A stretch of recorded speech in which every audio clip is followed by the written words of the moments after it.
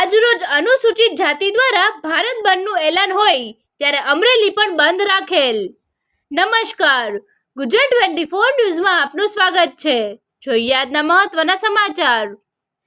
આજરોજ અનુસૂચિત જાતિ દ્વારા ભારત બંધનું એલાન હોય જે નામદાર સુપ્રીમ કોર્ટ દ્વારા જે SC/STના વિભાજન બાબતે જે ચુકાદો આપવામાં આવ્યો છે, ભારત બંધનું એલાન આજરોજ આપવામાં આવ્યું હતું।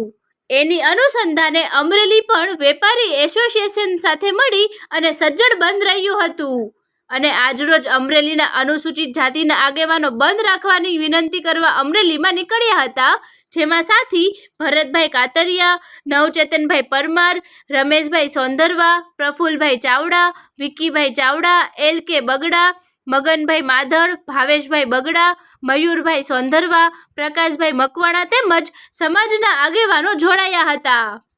ફરી મળીશું નવા સમાચાર સાથે, ત્યાં સુધી જોતા રહો ગુજરાત 24 ન્યૂઝ।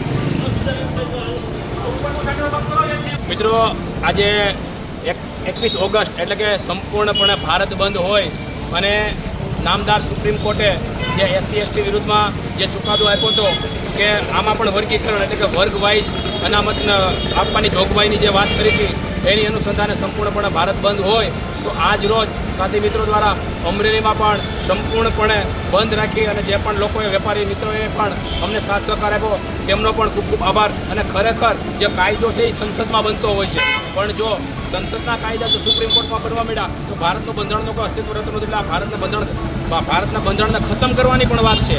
એની અનુસંધાને આજ રોજ સંપૂર્ણપણે ભારતને બંધ રાખવાનો જે કોલ આપ્યો હતો, એની અનુસંધાને આજ રોજ અમરેલી પણ જે વેપારી મિત્ર મંડળે અમને સાથ સહકાર આપ્યો તેમનો પણ આ તકે અમે ખૂબ ખૂબ આભાર વ્યક્ત કરીએ છીએ।